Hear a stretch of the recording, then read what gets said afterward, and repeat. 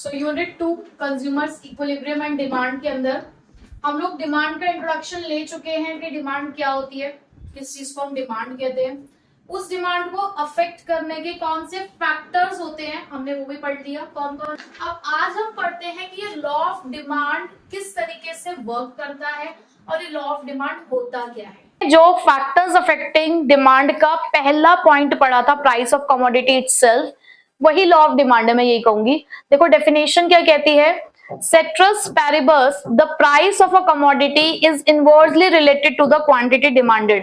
अब यहां पर तीन मेन वर्ड है हमारे पास, ठीक है, एक तो ये प्राइस और क्वांटिटी डिमांडेड, और इसी के साथ साथ इनका रिलेशन, कैसा रिलेशन देखने को मिल रहा है, इनवर्स। पहले तो समझते हैं कि इस वर्ड का मीनिंग क्या है। इस वर्ड का मीनिंग है अदर थिंग्स बीइंग कांस्टेंट, यानी कि जब हम लॉ ऑफ डिमांड पढ़ते हैं तो हम ऐसा मानकर चल रहे हैं कि बाकी सारी चीजें कांस्टेंट है। अब वो बाकी सारी चीजें का मतलब क्या है, बाकी सारी चीजों से मतलब है that there is no change in price of related goods. किसी भी कमोडिटी की प्राइस में, यानी कि किसी भी गुड के प्राइस में कोई चेंज नहीं हो रहा। हम मान के चल रहे हैं हमारे सब्स्टिट्यूट गुड की प्राइस में कोई चेंज नहीं हो रहा है, कॉम्प्लीमेंट्री गुड के प्राइस में कोई चेंज नहीं हो रहा है, ना ही कंज्यूमर की इनकम में चेंज होता है, ना ही कंज्यूमर के टेस्ट एंड प्रेफरेंस में चेंज होता है, ठीक है। इसके अलावा और भी बहुत सारे फैक्टर्स हो सकते हैं कि कॉम्पोजिशन ऑफ फैमिली में चेंज नहीं हो रहा है, एक्सेट्रा एक्सेट्रा। तो वो सारी चीजें हम डिस्कस नहीं कर रहे, जो मेन है मैंने वो लिख दिया यहाँ पे, ठीक है। हम ये मानकर चल रहे हैं कि जो डिमांड है वो सिर्फ एक ही फैक्टर की वजह से अफेक्ट हो रही है, और वो एक फैक्टर क्या है, प्राइस। उस कमोडिटी की खुद की प्राइस ही सिर्फ उसकी डिमांड को अफेक्ट कर रही है, ठीक है। पर वो अफेक्ट कैसे कर रही है, इनवर्सली अफेक्ट कर रही है। अब इनवर्सली अफेक्ट करने से क्या मतलब है कि जब प्राइस बढ़ती है तो उसकी क्वांटिटी डिमांडेड क्या हो जाती है, कम हो जाती है। अब सपोज करो कि जैसे आजकल तो सारे ही फल 12 महीने मिलते हैं, लेकिन एक टाइम ऐसा हुआ करता था जब हमारे जो फ्रूट्स या वेजिटेबल्स है वो सीजन वाइज ही आते थे। अब जैसे कि साग है, साग कब बनाया जाता है, जनरली सर्दियों में, लेकिन ऐसा नहीं कि गर्मियों में मिलता नहीं है हमें, अब हमें सब मिलता है। लेकिन जब स्टार्टिंग में सीजन के अकॉर्डिंग फ्रूट आता है ना, तो वो महंगा आता है। जैसे आम आता है, आम है ना हमारा, अब गर्मियों में आम आना शुरू होगा, तो स्टार्टिंग में जो आम आता है ना वो थोड़ा महंगा आता है। तो उस टाइम पे आप क्या करते हो, सिर्फ अपने टेस्ट को सेटिस्फाई करने के लिए आप स्मॉलर क्वांटिटीज खरीद रहे हो। सपोज करो अभी 200 रुपए किलो चल रहा है, तो आप 1 किलो खरीदोगे अभी। लेकिन जैसे जैसे सीजन आगे बढ़ता जाएगा प्राइस कम होने लगेगी, और जब प्राइस कम होने लगेगी तो लोगों के घर में पेटियां भी आनी शुरू हो जाती हैं आम की, 2 किलो 3 किलो 5 किलो, इस तरीके से हम घरों में आम आने शुरू हो जाते हैं। क्यों, क्या हमने किस तरीके से बिहेव किया, यहाँ पर हमने बिहेव किया कि जब प्राइस हाई है तो हम ऐसा नहीं, मैं ये नहीं कह रही हूँ कि डिमांड जीरो है, मैंने कहा क्वांटिटी डिमांडेड कम है, हम 1 किलो ही कंज्यूम कर रहे हैं। लेकिन जैसे ही प्राइस कम हुई, सपोज करो 100 रुपए पे आ गया, इवन 50 रुपए किलो पे भी आएगा, तो उस टाइम पे हमने अपनी क्वांटिटी डिमांडेड बढ़ा लेनी है। हम 2 किलो 5 किलो 10 किलो इतना भी खरीदेंगे, ठीक है, ठीक। तो इस तरीके से लॉ ऑफ डिमांड चलता है। अब देखो यहाँ पे मैंने एक शेड्यूल बनाया है जहां पर प्राइस आपको दिख रही होगी कि बढ़ रही है। जब प्राइस बढ़ती हुई आपको दिख रही है तो क्वांटिटी डिमांडेड कैसा दिख रहा है आपको, घटता हुआ दिख रहा है। यही मैं रिवर्स कर दूं सिचुएशन, तो अगर मैं कर दूं 12 11 10, तो क्वांटिटी डिमांडेड भी तो रिवर्स हो जाएगी, वो बढ़ती हुई दिखेगी फिर आपको, ठीक है। और क्योंकि प्राइस और क्वांटिटी डिमांडेड में इनवर्स रिलेशनशिप होता है, देखो जब दो लोग अलग अलग राह पकड़ लेते हैं ना, तो उनकी रिश्ते की जो गाड़ी होती है वो ढलती जाती है। बहुत सिंपल सी बात है, जब दो लोग अलग अलग रास्ता चुन लेंगे, वो कहेगा कि तू सीधा जाएगा तो भाई मैं तो उल्टा ही जाऊंगा, और तू उल्टा आएगा तो मैं सीधा जाऊंगा, इनवर्स डायरेक्शन में चल रहे हैं ना। तो जब इनवर्स डायरेक्शन में चल रहे हैं तो क्या उनके जीवन की जो गाड़ी है वो पटरी पर ऊपर की तरफ जाएगी या नीचे की तरफ जाएगी, भाई नीचे की तरफ ही जाएगी ना। उनके रिश्ते का ग्राफ कैसे जाएगा, नीचे की तरफ ना। तो देखो बिल्कुल यही हो रहा है प्राइस और क्वांटिटी डिमांडेड के बीच में भी, क्योंकि इन दोनों का रिश्ता कैसा है, दोनों एक दूसरे की सुनते नहीं है, एक बढ़ता है तो दूसरा घट जाता है, एक घटता है तो दूसरा बढ़ जाता है। तो इनके बीच में रिश्ता कैसा है? इनवर्स रिलेशनशिप है, नेगेटिव रिलेशनशिप है। तो जब नेगेटिव रिलेशनशिप है तो ग्राफ कैसा दिख रहा है आपको? Downward sloping. अब इस डाउनवर्ड स्लोपिंग के पीछे कोई तो रीजन है भाई। रीजन तो मैंने आपको बता दिया कि इनवर्स रिलेशनशिप होता है, बट कुछ और भी रीजन है जो हम यहाँ पे डिस्कस करते हैं, और ये एक इंपॉर्टेंट टॉपिक है, ठीक है, कि डाउनवर्ड स्लोपिंग होने के क्या रीजन होते हैं, कोई भी डिमांड का क्यों डाउनवर्ड स्लोपिंग होता है, लॉ ऑफ डिमांड का क्या रीजन है, तो किसी भी तरीके से आ सकता है। एक क्वेश्चन और होता है जो इसके लिए पूछा जाता था कि क्यों एक कंज्यूमर कम प्राइस पे ही ज्यादा खरीदता है, ठीक है, और ज्यादा प्राइस पर कम खरीदता है। सिंपल सी बात है, घुमा फिरा के एक ही बात बोल रहे हैं वो। तो पहला रीजन तो है law of diminishing marginal utility भाई। सबसे पहला reason law of diminishing marginal utility, कि जैसे जैसे किसी भी कमोडिटी की एक्स्ट्रा यूनिट को हम कंज्यूम करते जाते हैं तो उससे मिलने वाला सेटिस्फेक्शन क्या होता है? कम होने लगता है। भाई आप देख रहे हो मार्केट में कोई कमोडिटी हाई प्राइस पर है, ठीक है, अब आप उसे कम डिमांड क्यों कर रहे हो? सपोज आप उसे कंटिन्यूअसली खरीदते जा रहे हो, खरीदते जा रहे हो, खरीदते जा रहे हो, तो एक पॉइंट ऑफ टाइम ऐसा आता है ना कि आपको उसे सेटिस्फेक्शन मिलना कम हो जाता है, फिर धीरे धीरे वो जीरो भी होता है, वो धीरे धीरे नेगेटिव भी हो जाता है। तो क्योंकि law of diminishing margin utility exist करता है हमारे नेचर में, तो इसी वजह से हम ऐसा बिहेव करने लग जाते हैं कि जैसे जैसे प्राइस बढ़ती है हम उसकी डिमांड को कम करने लग जाते हैं, क्योंकि हमें उस कमोडिटी से अब उस लेवल का सेटिस्फेक्शन नहीं मिल रहा जो हमें स्टार्टिंग यूनिट से मिल रहा था, ठीक है। तो पहला रीजन तो ये। दूसरा, सब्स्टिट्यूशन इफेक्ट। याद है मैंने आपको सब्स्टिट्यूट गुड पढ़ाया था? बिल्कुल वही है यहाँ पर एक्सप्लेनेशन भी और रीजन भी, कि देखो सपोज हमने दो यहाँ पर एक पेयर ऑफ सब्स्टिट्यूट गुड लिया था, टी एंड कॉफी। मैंने कहा कि मार्केट में एक कैंटीन है, सपोज करो एक कैंटीन है, उस कैंटीन में दोनों ही 10-10 रुपए की मिलती है। अगर आपको टी पीनी है तो वो भी 10 रुपए की एक है, कॉफी पीनी है वो भी 10 रुपए की एक है। अब अचानक से टी की प्राइस घटकर 8 रुपए हो गई। अचानक से जो चाय है वो सस्ती हो गई, क्योंकि चाय लवर्स को देखते हुए उसने क्या करा, अपने यहाँ पे और कस्टमर्स को कैप्चर करने के लिए उसने टी को क्या कर दिया, 8 रुपए का कर दिया। क्या इससे कॉफी की प्राइस में कोई भी चेंजेस आए? क्या है? कॉफी की प्राइस पूछी मैंने, डिमांड नहीं। क्या कॉफी की प्राइस में कोई चेंज आया? नहीं। बट अगर आप देखो तो चेंज है ना, कॉफी महंगी हो गई in comparison of T. Coffee महंगी हो गई इन कंपैरिजन ऑफ टी, तो क्योंकि ये महंगी हो गई इन कंपैरिजन ऑफ टी, तो कॉफी की डिमांड पे क्या फर्क पड़ा? कॉफी की डिमांड इमीडिएटली क्या होने लगेगी? कम होने लगेगी। क्यों? क्योंकि जो कंज्यूमर है वो कहां शिफ्ट होने लगेंगे? टी की तरफ। अगर मैं इन दोनों का सेपरेट लॉ देखूं तो यहाँ पे जैसे ही प्राइस कम हुई तो कंज्यूमर्स ने टी को कंज्यूम करना ज्यादा कर दिया, तो इसकी क्वांटिटी डिमांडेड बढ़ गई। वहीं पे इसकी प्राइस भले चेंज नहीं हुई, लेकिन इसके कंपैरिजन में वो प्राइस ज्यादा है, इसीलिए इसकी डिमांड क्या हो जाएगी? कम हो जाएगी। तो दिस इज सब्स्टिट्यूशन इफेक्ट, कि लोग ना सब्स्टिट्यूशन इफेक्ट शो करते हैं। जब उनके सामने कोई एक चीपर कमोडिटी आ जाती है तो वो क्या कर देते हैं, उसको सब्स्टिट्यूट करने लगते हैं। तो इस सब्स्टिट्यूशन की वजह से भी लॉ ऑफ डिमांड हमें देखने को मिलता है, ठीक है। डायरेक्टली लॉ ऑफ डिमांड नहीं था, उस सब्स्टिट्यूशन की वजह से हमें लॉ ऑफ डिमांड देखने को मिला। क्लियर? पक्का? अब इनकम इफेक्ट क्या कहता है? सपोज करो कि आप एक पेन खरीदते हो जो कि 10 रुपए का एक पेन है, ठीक है। एक पेन की कीमत है 10 रुपए, और आप एक स्टूडेंट हो और आपको आपके पेरेंट्स ने उस पेन को खरीदने के लिए, मतलब आपको महीने में ना कुछ पेन इस्तेमाल करने होते होंगे, तो पेन खरीदने के लिए आपको 40 रुपए दिए गए हैं, ठीक है। 40 रुपए आपको दिए गए हैं और आप जिस पेन को खरीदते हो उस पेन की कीमत है 10 रुपए। तो इस 40 रुपए में से आप कितने पेन खरीद के लेकर आ पाओगे? आपने कहा जी 4 पेन आ जाएंगे, ठीक है। अब मार्केट में क्या हुआ? मार्केट में इस पेन की जो कीमत थी वो कम होकर 5 रुपए हो गई, और अभी भी आपके पास 40 रुपए ही हैं। अब आप कितने पेन खरीद सकते हैं? 8। ये जो क्वांटिटी डिमांडेड आपको बढ़ती हुई दिख रही है, ये जो क्वांटिटी आपको बढ़ती हुई दिख रही है, ये किस वजह से बढ़ी? क्या आपकी इनकम बदली? नहीं, बट एक चीज हुई। देखो, एक होती है, बहुत ध्यान से समझो इस कॉन्सेप्ट को, एक होती है रियल इनकम और एक होती है नॉमिनल इनकम।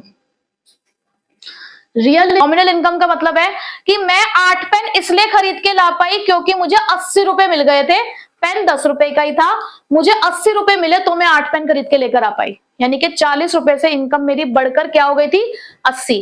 ये मेरी नॉमिनल इनकम है। लेकिन जहां मैंने कहा कि प्राइस 10 रुपए से 5 रुपए हो गई, वही 40 रुपए, पहले सिर्फ 4 पेन खरीद पा रहे थे, लेकिन अब वही 40 रुपए कितने पेन खरीद के ला पा रहे हैं 8। इसे बोलेंगे कि मेरी पैसों की परचेजिंग पावर बढ़ गई है। वही 40 रुपए, पहले आपके हाथ में सिर्फ 4 पेन दे रहा था ना, लेकिन आज वही 40 रुपए आपके हाथ में 8 पेन दे रहे हैं। इसका मतलब उन 40 रुपए की परचेजिंग पावर बढ़ गई है, उसे बोलते हैं रियल इनकम। तो जब किसी कमोडिटी की प्राइस के कम हो जाने की वजह से, और ये पॉसिबल क्यों हुआ, क्योंकि कमोडिटी की प्राइस कम हुई, तो जब किसी कमोडिटी की प्राइस कम हो जाने की वजह से किसी पर्सन की रियल इनकम बढ़ जाती है, तो अल्टीमेटली उसकी क्वांटिटी डिमांडेड भी इंक्रीज हो जाती है। ये क्वांटिटी क्यों बढ़ी, क्योंकि यहां पर प्राइस कम हुई। प्राइस कम हुई तो इन 40 रुपए की कीमत बढ़ गई, कीमत in terms of purchasing power, real income बढ़ गई, तो इसे हम इसका इनकम इफेक्ट कहते हैं। समझ आ गई बात? पढ़ा था कभी 11th में ये? अब एक और बहुत जरूरी बात बताने जा रही हूं। सब्स्टिट्यूशन और इनकम इफेक्ट दोनों मिलाकर प्राइस इफेक्ट कहलाते हैं, ये लिख लेना। सब्स्टिट्यूशन और इनकम इफेक्ट दोनों मिलाकर क्या कहलाते हैं? प्राइस इफेक्ट, क्योंकि कहीं ना कहीं दोनों में आप देखो प्राइस का ही खेल है। ऊपर भी एक कमोडिटी की प्राइस कम हुई तो उससे डिमांड पे फर्क पड़ा, नीचे भी कमोडिटी की प्राइस चेंज हुई तो हमारे डिमांड पे फर्क पड़ा। कहीं ना कहीं प्राइस का इन्वॉल्वमेंट है, तो दोनों को मिलाकर हम क्या कहते हैं? Price effect. सपोज करो ये एक फ्रूट है और इसके कुछ कस्टमर्स होंगे, अब आप इसे एप्पल नाम दे सकते हो, ये तुम्हें जो भी दिख रहा हो इसे तुम वो नाम दो।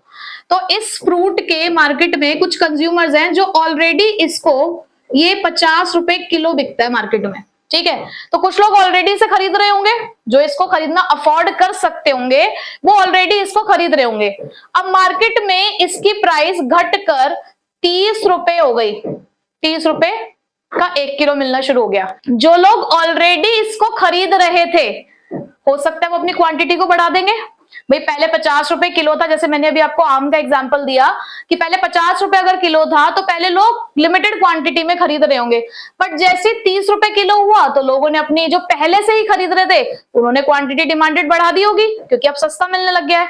प्लस पहले जो लोग नहीं खरीद रहे थे इसे महंगा समझकर, वो अब खरीदना शुरू कर देंगे।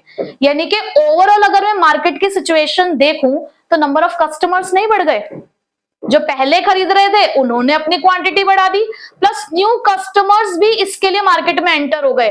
तो नंबर ऑफ कस्टमर्स अगर बढ़ेंगे तो टोटल क्वांटिटी डिमांडेड नहीं बढ़ेगी क्या? तो क्या हुआ, जैसी प्राइस कम हुई वैसी क्वांटिटी बढ़ गई, सिंपल सी बात, ठीक है। तो ये भी एक फैक्टर है कि कंज्यूमर्स बढ़ गए तो डिमांड बढ़ गई। उसके बाद है different uses of a commodity.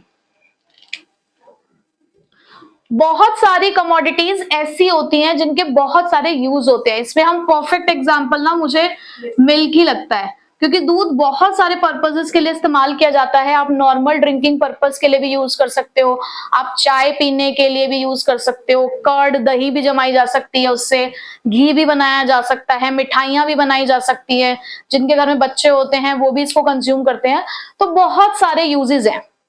अब अगर सपोज करो कि मिल्क 75 रुपए लीटर मिल रहा है अभी फिलहाल, ठीक, तो यहां पर लोग जो हैं उसका बेसिक पर्पस के लिए इस्तेमाल कर रहे होंगे कि जो मेन यूजेस होंगे उसके लिए।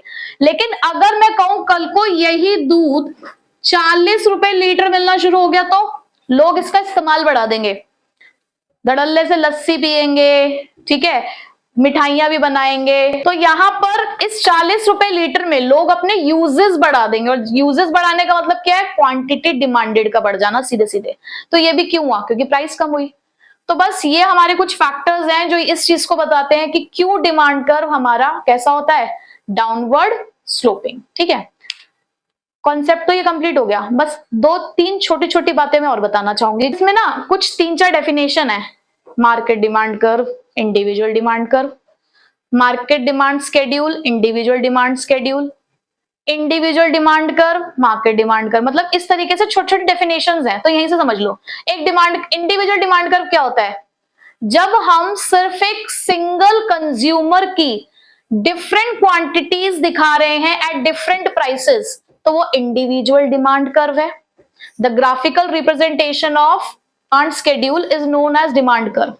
अगर कोई आपसे पूछे पहली बात तो कि डिमांड शेड्यूल क्या होता है, तो दिस इज डिमांड शेड्यूल। ये जो टैबुलर प्रेजेंटेशन है, देखो मैंने वर्ड यूज किया टैबुलर प्रेजेंटेशन।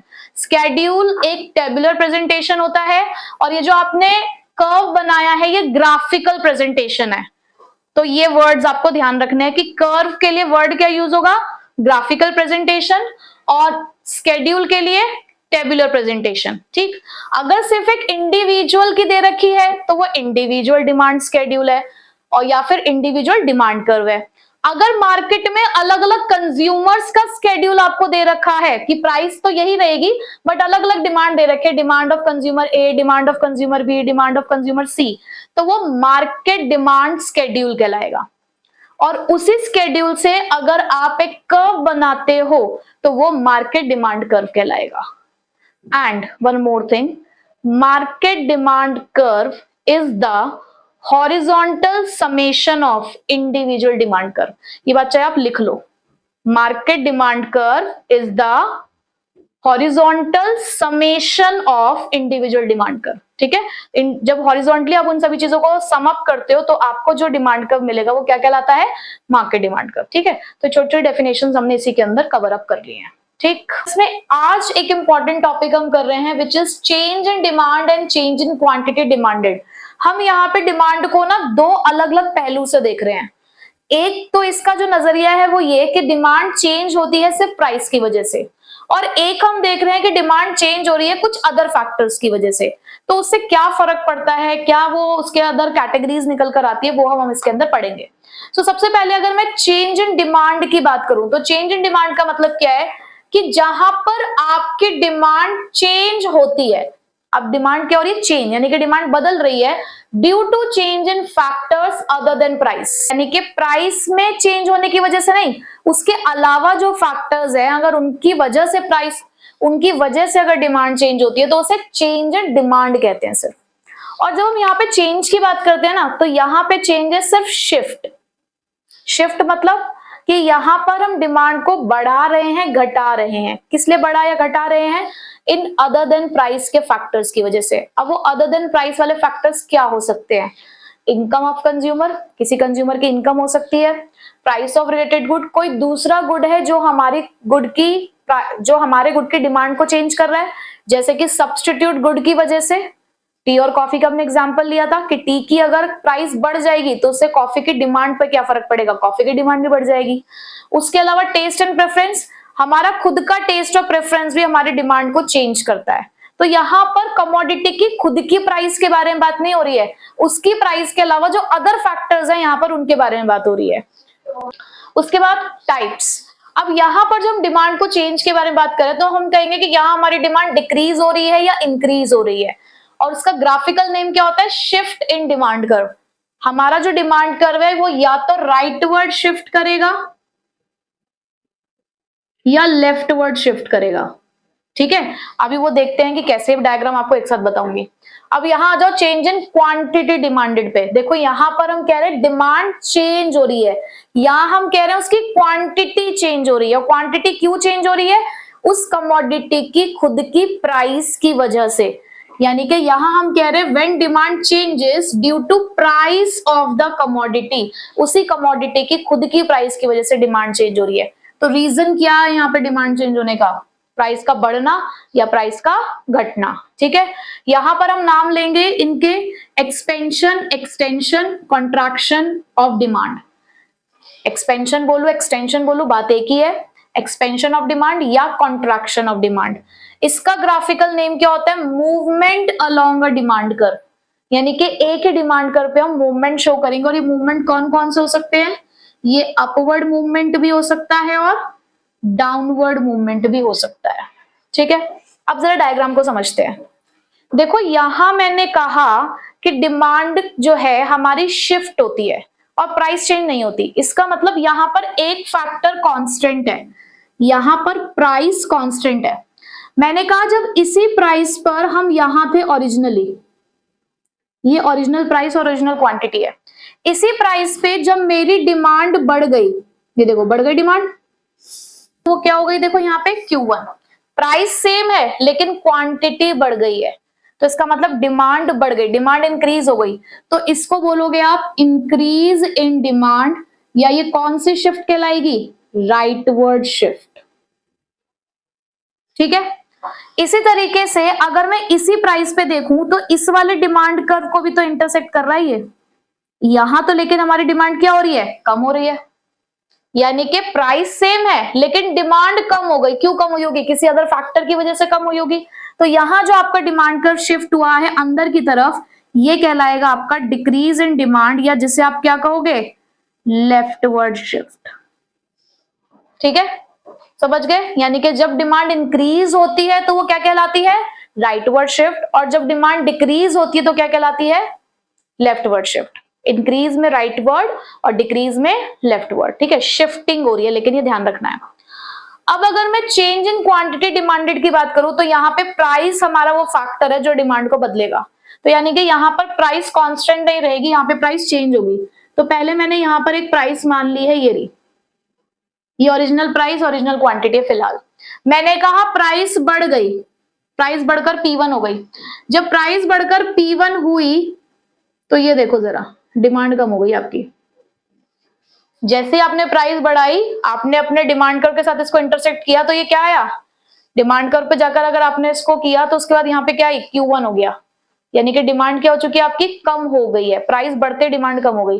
तो यहाँ पर मूवमेंट आ रहा है हमारा अपवर्ड।